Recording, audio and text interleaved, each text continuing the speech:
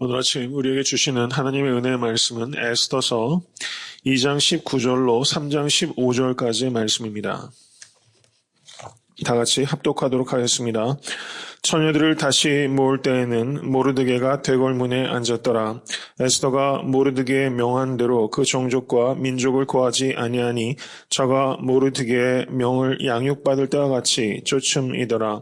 모르드게가 대궐문에 앉았을 때 문 지킨 왕의 넷이 빅단과 데레스 두 사람이 아하스웨로 왕을 원한하여 모살하려 하거늘 모르드게가 알고 왕후 에스더에게 고하니 에스더가 모르드게 이름으로 왕에게 고한지라. 사실하여 실정을 얻었으므로 두 사람을 나무에 달고 그 일을 왕의 앞에서 궁중일기에 기록하니라. 그 후에 아하스웨로 왕이 아각 사람 함무 다다의 아들 하만의 지위를 높이 올려 모든 함께 있는 대신 위에 두니 대궐문에 있는 왕의 모든 신복이 다 왕의 명대로 하만에게 꿇어 절하되 모르드게는 꿇지도 아니하고 절하지도 아니하니 대궐문에 있는 왕의 신복이 모르드게에게 이르되 너는 어찌하여 왕의 명령을 거역하느냐 하고 날마다 권하되 모르드게가 듣지 아니하고 자기는 유다인임을 고하였더니 저희가 모르드게의 일이 어찌 되나 보고자 하여 하만에게 고하였더라. 하만이 모르드게가 꿇지도 아니하고 절하지도 아니함을 보고 심히 노하더니 저희가 모르드게의 민족을 하만에게 고한고로 하만이 모르드게만 죽이는 것이 경하다 하고 아하스웨르의 온 나라에 있는 유다인 곧 모르드게의 민족을 다 멸하고자 하더라. 아하스웨르 왕 12년 정월 곧 니산월에 무리가 하만 앞에서 날과 달에 대하여 부르 곧 제비를 뽑아 12월 곧 아달월을 얻은지라. 하만이 아하스웨르 왕에게 아뢰되 한 민족이 왕의 나라 각도 백성 중에 흩어져 거하는데 그 법률이 만민보다 달라서 왕의 법률을 지키지 아니하오니 용납하는 것이 왕에게 무익하니이다. 왕이 옳게 여기시거든 조서를 내려 저희를 진멸하소서. 내가 은 1만 달란트를 왕의 일을 맡은 자의 손에 붙여 왕의 부구에 드리리이다.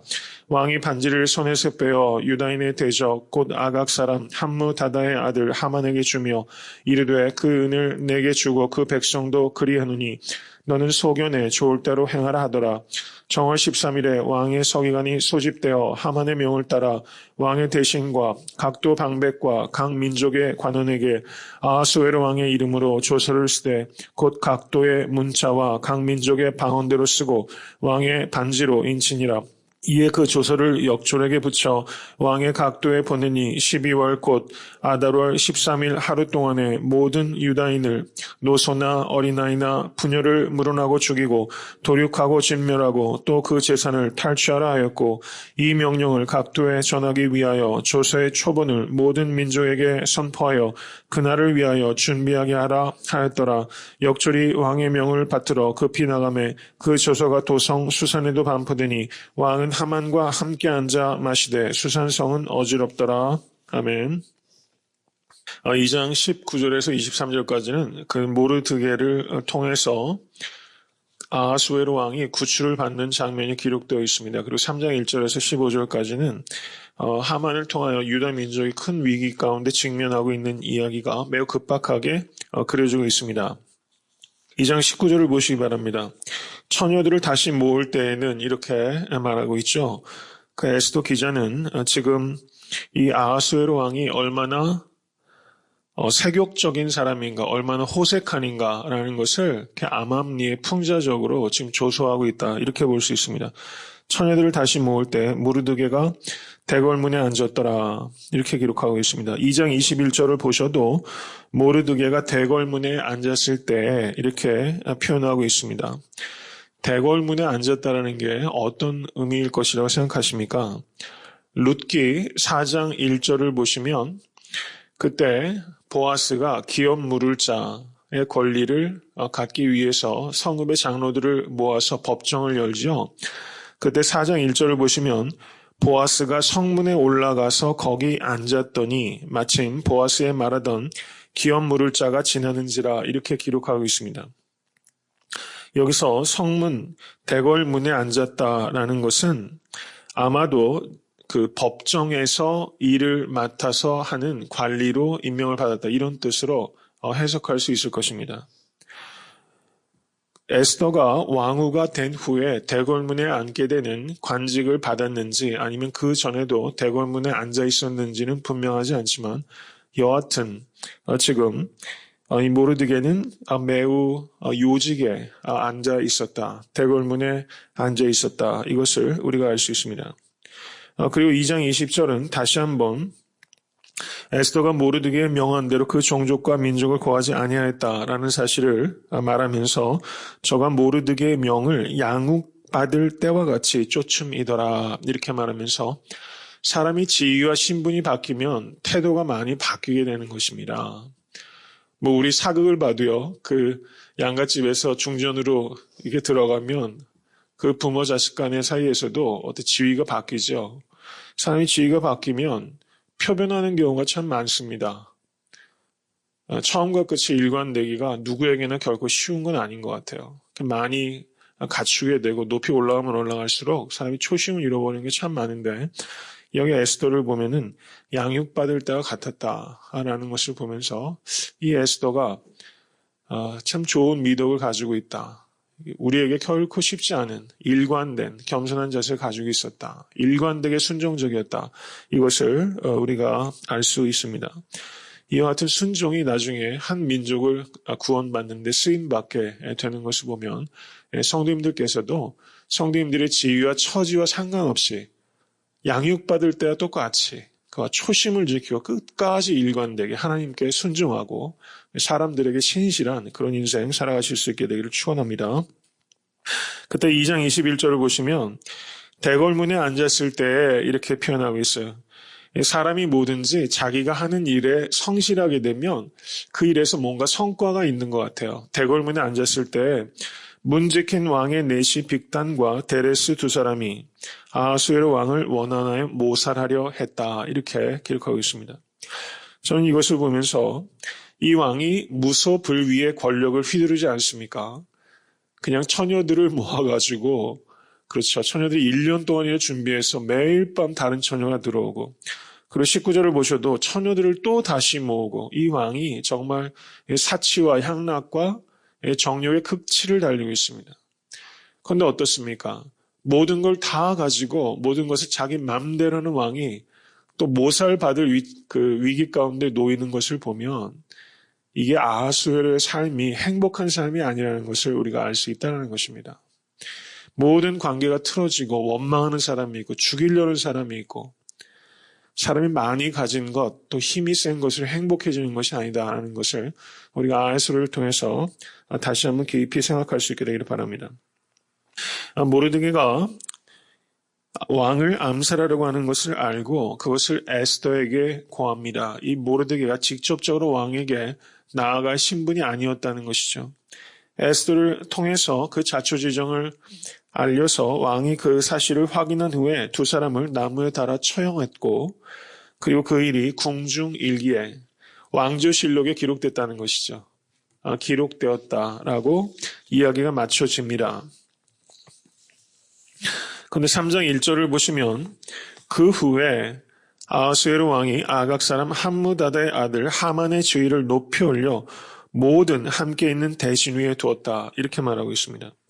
여기에서 2장 마지막 절과 3장 1절이 대비가 되고 있는 것입니다.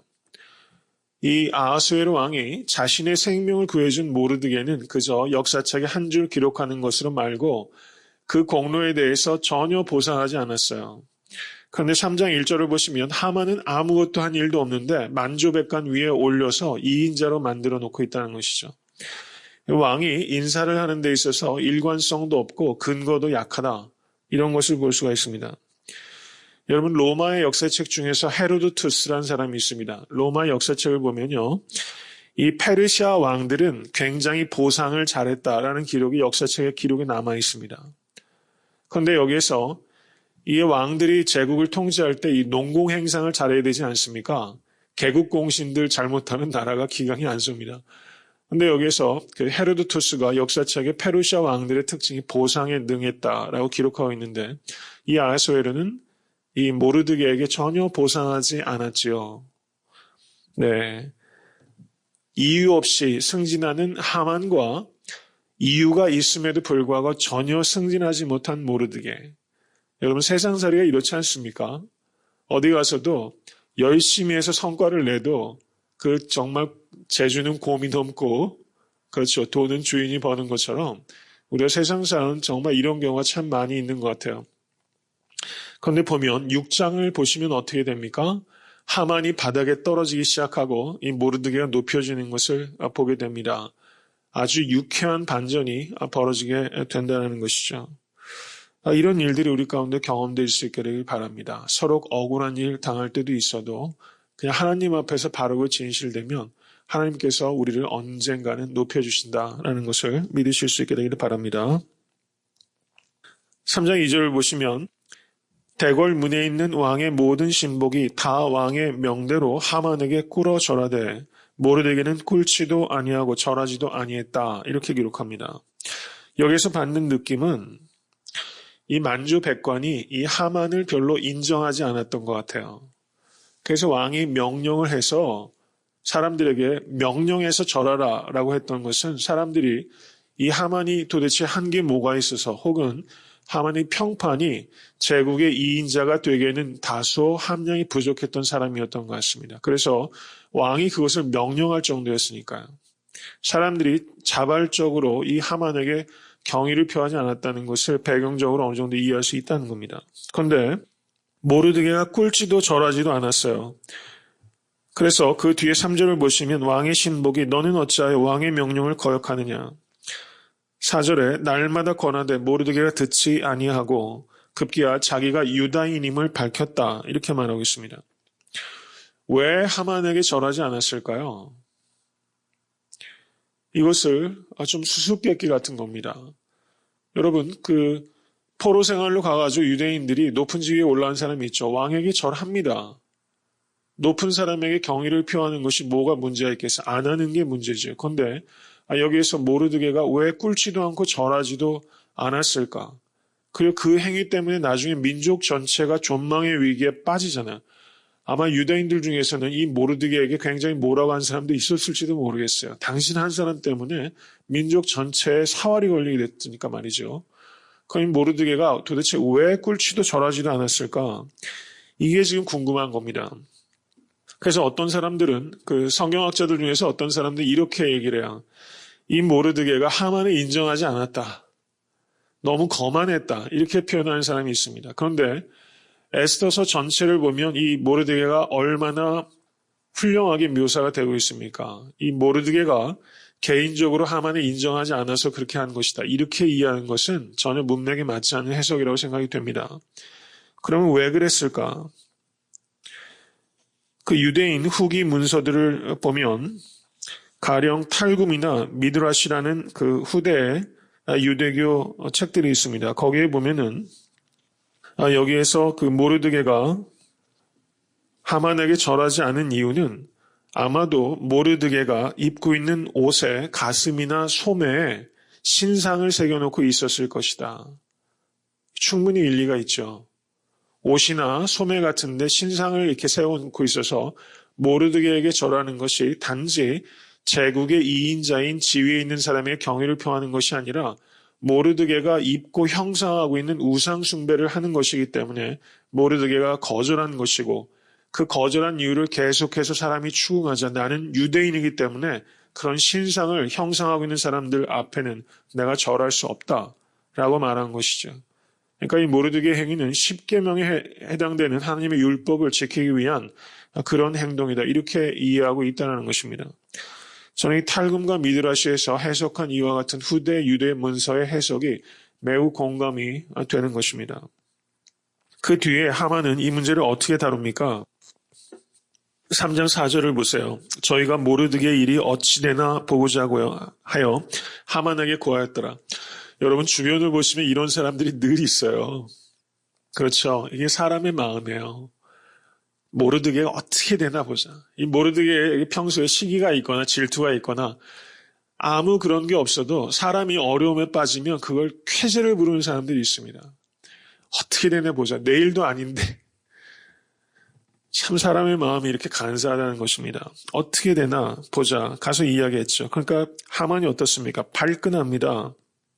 그리고 이 사람들이 또 얘기를 해요.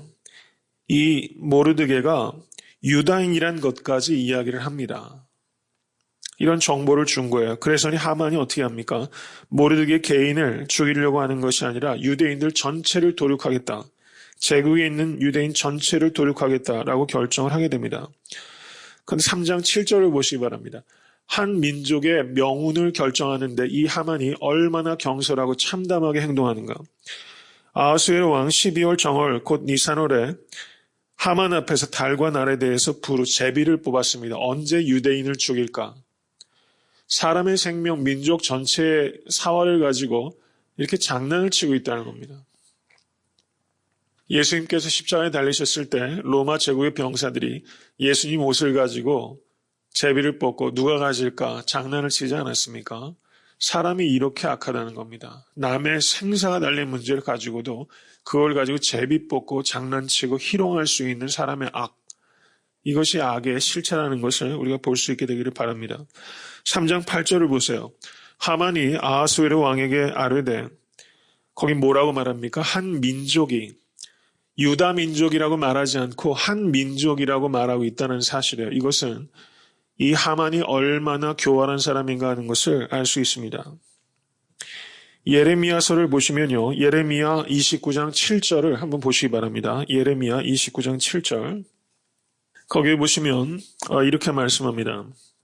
너희는 내가 사로잡혀 가게 한 그 성읍에 평안하기를 힘쓰고 위하여 여호와께 기도하라.